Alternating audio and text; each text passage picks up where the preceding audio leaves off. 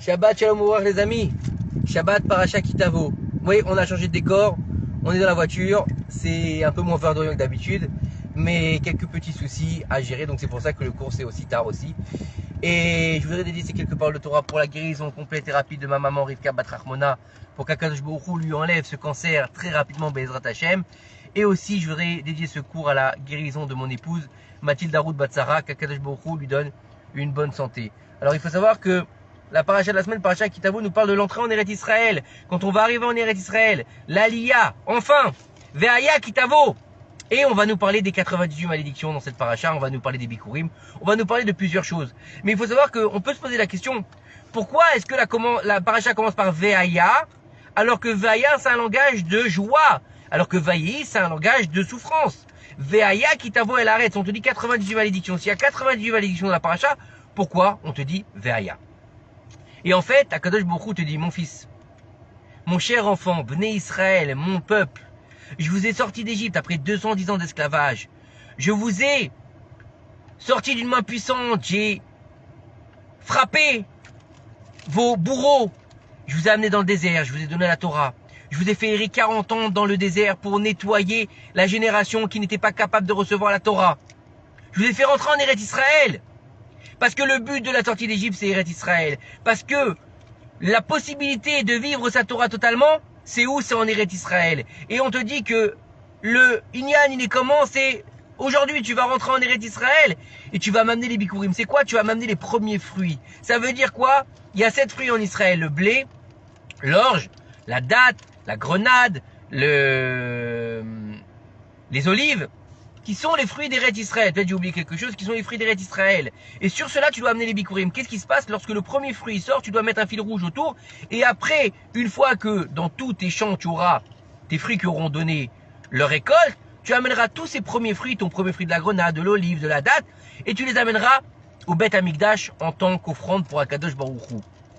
Et donc nos sages nous disent que je comprends pas, tes premières récoltes où tu as sué, tu as fait tout ce qu'il fallait, tu dois donner au Beth Amikdash, c'est même pas pour toi.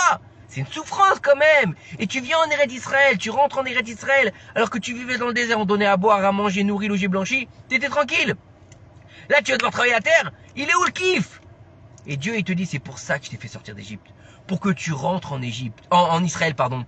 Et que tu rentres dans ton élément. Tu rentres à la maison. Et qui c'est qui est pas content de rentrer à la maison? Même quand on est en vacances, même quand on visite le monde, quand on rentre à la maison, on est content de rentrer à la maison. Ah, enfin, je rentre à la maison. Ve'aya, Kitavo, elle arrête. Lorsque tu rentreras dans ton pays, tu seras content, même s'il y a les malédictions, parce que nos sages nous disent que les 98 malédictions qui sont dans la paracha sont en fait pas des malédictions. Et que Dieu te dit qu'il n'y a rien de mauvais chez lui. Il n'y a pas de mal et de bien chez Akadosh Baruch Hu. C'est que chez l'homme qu'il y a un mal et un bien. L'homme il va dire oh c'est mal, oh oui je souffre, oh mais comment ça se passe? Et puis des fois, qu'est-ce qui se passe? On voit en fin de compte c'est un mal pour un bien souvent. Et après on en rit. Après on en rit. Et donc, il faut savoir quoi? C'est que il n'y a pas de malédiction. La seule chose qu'il faut comprendre c'est que la dernière des choses qui a marqué dans la paracha, et tu recevras ces 98 malédictions, lo alenu, parce que tu n'as pas servi à Kadosh Baruch Hu avec joie. Tu as fait les mitzvot, tu as mis tes tefilines, tu as mangé kasher, tu as fait Shabbat, mais avec une tête d'enterrement. Encore il faut mettre les tefilines, encore il faut manger kasher. Pourquoi je peux pas aller à la plage mixte? Quoi, je vais pas aller danser avec ma cousine Shoshana à la bar mitzvah du petit? Elle est bien ma cousine, je voudrais bien lui faire un petit câlin. T'as pas le droit. Elle est pas à toi. Et tu fais la gueule. Et tu fais la gueule quand tu mets tes tulines. Et tu fais la gueule quand tu rentres Shabbat parce que tu dis ça y est, j'ai plus fumer ma cigarette. Et tu fais la gueule quand tu dois manger cachère parce que tu dis tiens, le McDo, il a fait un nouveau menu. Non! Dieu il te dit toutes ces malédictions ils seront sur toi parce que tu n'as pas servi avec joie. Et la paracha Kitavo, elle est toujours avant Rosh Hashanah. Juste avant Rosh Hashanah, avant la paracha Nitzavim. Et pour que te dire quoi? Que attention, toute l'année, elle va piller la sauf en fonction de la fin. Si tu as été triste à la fin, tu auras une année triste qui va commencer, lo alenu. Mets de la joie dans ton année pour avoir une année qui va commencer dans la joie. C'est comme quand quelqu'un quitte ce monde, lo alenu. De quoi on se rappelle? On se rappelle de la fin, on se rappelle pas de quand il était jeune, quand il était beau, à part si on fait des reportages. Non, mais dans l'absolu, qu'est-ce qu'on se rappelle? Ces derniers moments. Comment t'as fini ta vie? Quelqu'un, il a fini sa vie avec la joie, avec l'amour, avec ses petits-enfants, en faisant des mitzvot, en faisant des masim tovim. Tout le monde va se rappeler de lui comme ça. Mais s'il a fini sa vie avec la Roma, avec la Rasra, avec en se disputant avec tout le monde, qu'est-ce qu'on va se rappeler de lui? Eh ben, on va se rappeler la Rasra. Dieu, il te dit, tu veux pas les malédictions? Tu veux pas que la difficulté vienne sur toi? Eh ben, soit Veaya, soit Bessimcha. Veaya qui t'envoie la Haaretz. Lorsque tu vas rentrer à la Haaretz, dans ta maison, tu vas être chez toi, souris, tu dois rentrer dans ta famille, souris, tu dois aller au travail, souris. C'est dur, il y a des difficultés, il y a des souffrances. C'est vrai, c'est la vie, c'est comme ça. Mais les souffrances sont faites pour te faire grandir, donc souris quand tu as une difficulté. Dis merci à Kadosh Baruch Hu, même si je suis dans la difficulté, je sais que c'est un mal pour un bien. Parce que Dieu, il fait tout pour nous. Et il nous laisse jamais tomber. Donc en fait, les 98 malédictions, ne les regarde pas comme ça, comme si c'était des malédictions. Pense que Dieu, il te donne en fait les cartes pour réussir. Il te dit, regarde, moi je vais te donner la terre. Moi je vais te donner le Beth Amikdash. Moi je vais te donner les Bikurim. Moi je vais te donner la terre. Je vais te donner la bénédiction. Mais ne fais pas l'abruti.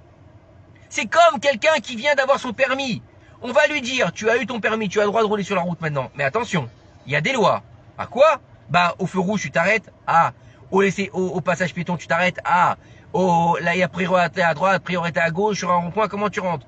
Et si tu contreviens à ça, on t'enlève des points, on te met des amendes et on risque même de te mettre en prison. Pourquoi? Attends, j'ai une bagnole, je fais ce que je veux. Non. C'est un code civil. Et la Torah, c'est le code civil total de notre vie. De savoir que Dieu, il nous dit, regarde, je te donne tout. T'as la bénédiction. Mais suis mes préceptes et mes principes et tu pourras, Veaya qui t'a volé l'arrêt, tu pourras vivre sur ta terre en bonheur, en bénédiction, dans la bracha, dans la tzlacha, dans tout ce que tu veux. Parce que c'est pas combien tu gagnes qui est important. C'est comment tu utilises cet argent. Il y a des gens, ils ont 3000 shekels, ils vivent super bien. Il y a des gens, ils ont 15 000 shekels, ils vivent comme des pauvres. Comment ça se fait? Parce qu'ils n'ont pas la bracha. Et les autres, ils ont la bracha. La bracha, elle dépend de la joie que tu mets dans tes mitzvot. Rabbi Nachman, il nous dit, la simcha, c'est la base de la Torah. Sans simcha, il n'y a rien. Donc le but de la parashat, c'est nous faire comprendre de quoi? C'est que la bracha, elle vient quand tu es dans la joie. Que ces quelques paroles nous aident à y voir plus clair, à rentrer dans cette nouvelle année dans la joie, Bezrat Hashem, et nous laisse entrevoir une bonne année et qu'on soit tous inscrits dans le livre de la vie. Amen, Kini Ratzon.